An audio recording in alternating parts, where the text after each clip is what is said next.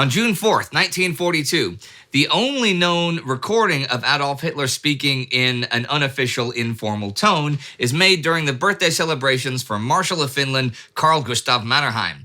In his surprisingly soft Bavarian accent, Hitler speaks candidly about the manifold difficulties both Finland and Germany are facing in their war against the Soviet Union. Though it goes unmentioned in the recording, the Führer hasn't only joined the festivities to wish Mannerheim a happy birthday. He is really there to persuade Finland to expand its military operations in the Soviet Union. It again raises the thorny question, is Mannerheim an ally of Hitler or just a co-belligerent?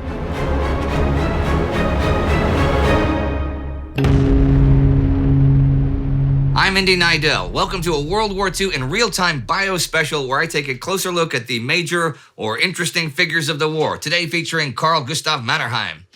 The day the USSR invaded Finland and the Winter War broke out, November 30th, 1939, Finnish President Kyhle transferred his powers as Commander-in-Chief of the Armed Forces to Mannerheim, giving him supreme military command.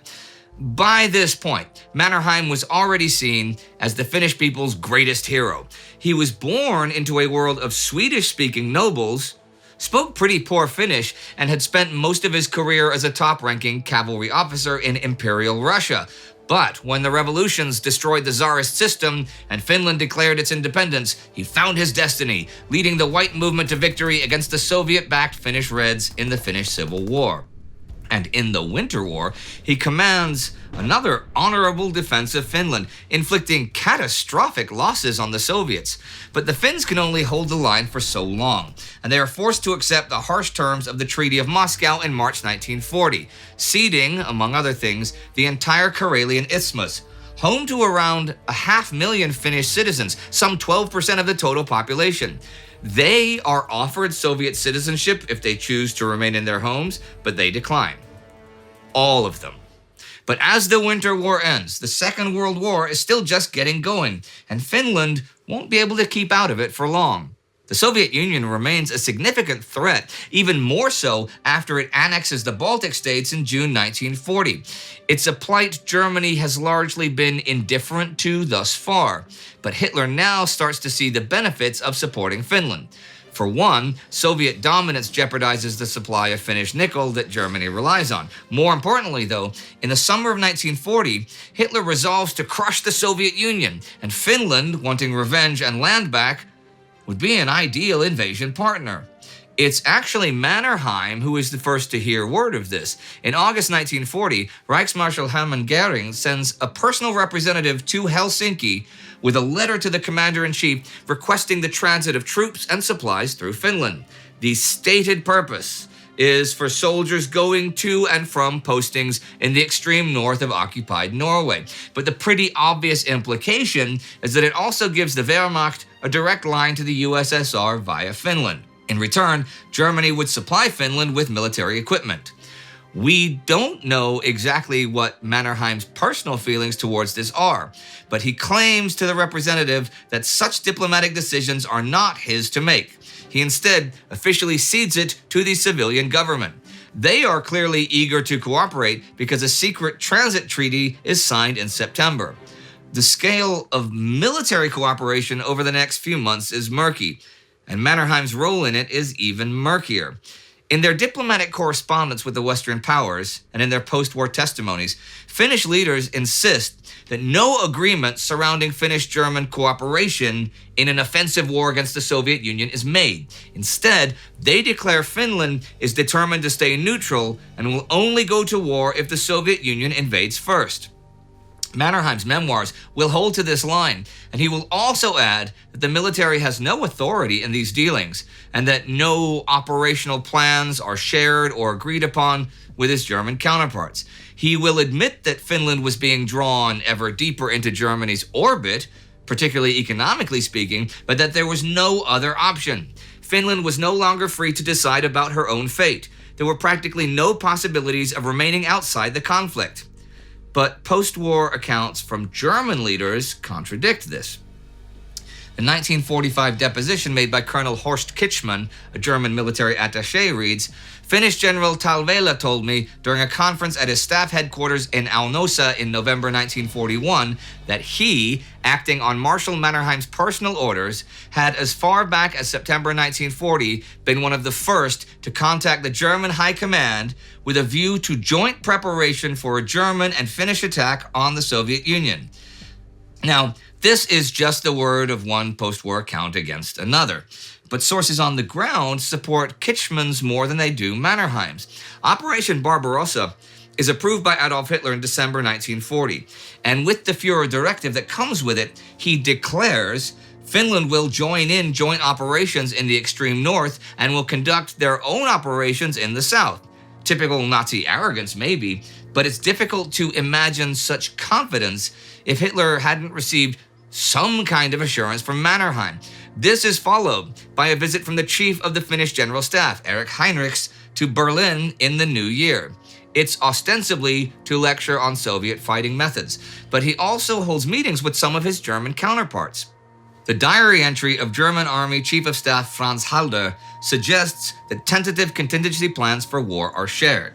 Then, in February, German Chief of Staff for the Army of Norway, Erich Buschenhagen, visits Finland to hold a series of talks and meetings of his own and tour Lapland.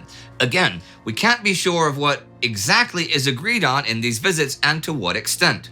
Mannerheim's memoirs will claim that virtually nothing is. But we've already seen the suggestion in Halder's diary that this likely isn't the case, and post-war Wehrmacht accounts will again support this interpretation. Regardless, by March 1941, Halder is clearly confident in Finnish-German cooperation, writing in his diary, "No difficulties in northern Russia, which will be taken over by Finland." Then a few days later, "No illusion about our allies. Finns will fight bravely." Then in late May and early June 1941, German and Finnish delegates hold another round of meetings. Again, Mannerheim will claim little is agreed upon.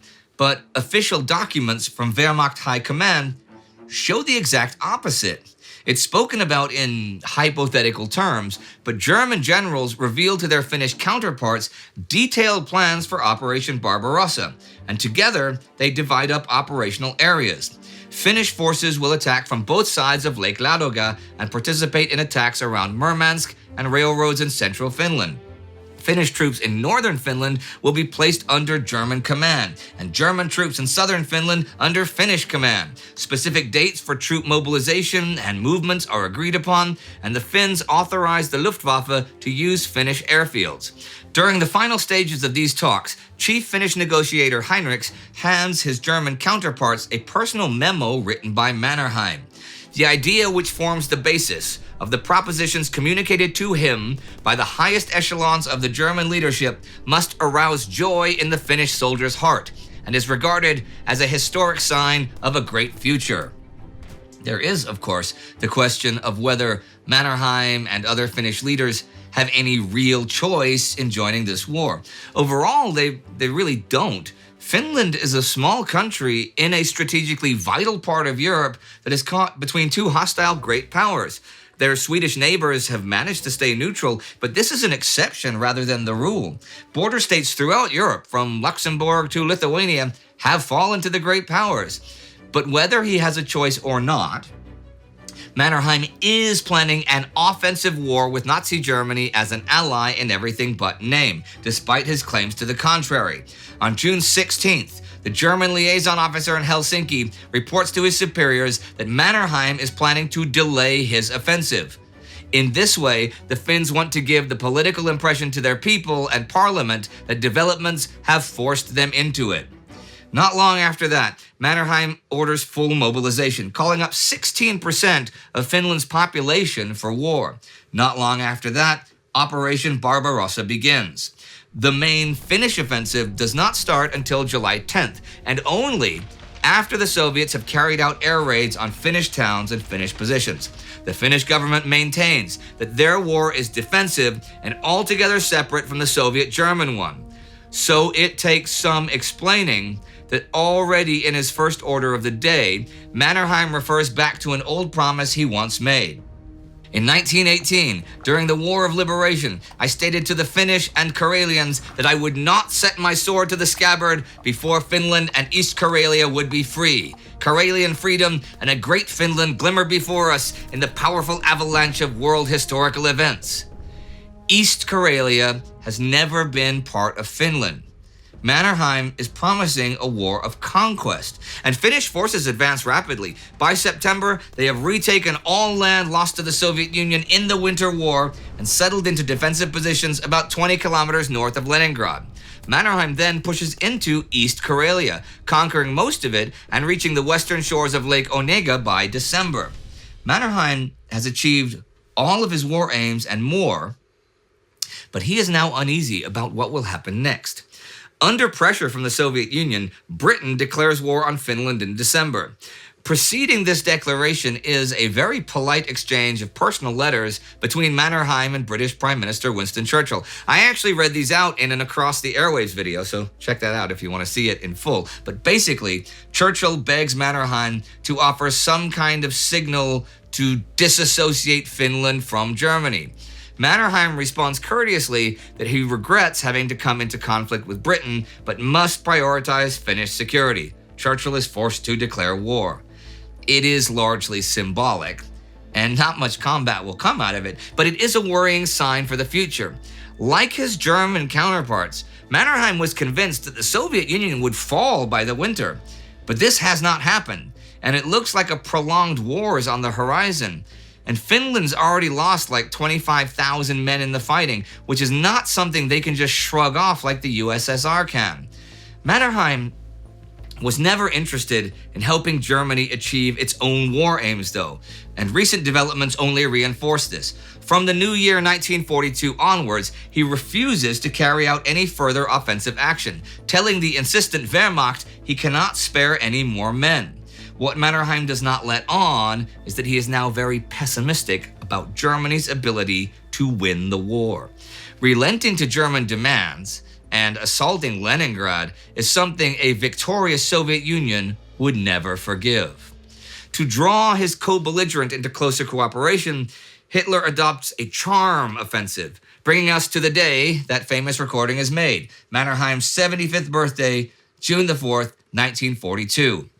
In the morning, Mannerheim is awarded the honor of Marshal of Finland by a Finnish government delegation. It is a unique title made specially for him, and Mannerheim would likely be happy to leave things at that, along with, maybe a small tour of the front. But the evening before, word had come that Hitler wanted to offer birthday greetings, birthday wishes in person.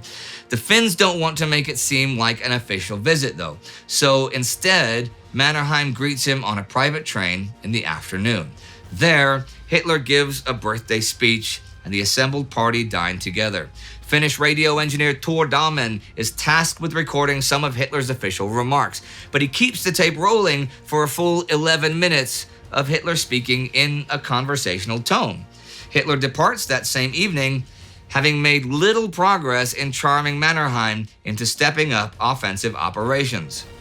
And that will remain the status quo over the next few years. The idea that Finland is fighting a separate war from Germany will be a controversial part of Finnish historiography in the later 20th century.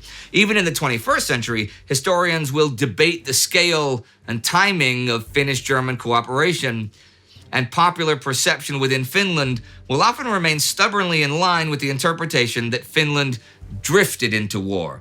Mannerheim may have had no choice in joining the war, and his cool relationship to the Nazis shows that he has no interest in sharing their war aims. But he has planned a war of aggression with them against the Soviet Union, something he and many other Finnish leaders will consistently deny. Finnish independence is just one of the outcomes of the Russian revolutions. And if you'd like to learn more about how 1917 in Russia changed the modern world, check out our Between Two Wars Season 2 episode about Lenin's war against Christianity. Check that out right here. It's really good. And you should check out the Time Ghost Barracks, where we now have a line of Time Ghost collectibles. There's a link below and maybe something on the screen. And you should subscribe, and you should tell all your friends about us. Shouldn't they, Sparty? Absolutely. Astrid? Yeah. Yeah, tell all your friends about us, and I'll see you next time.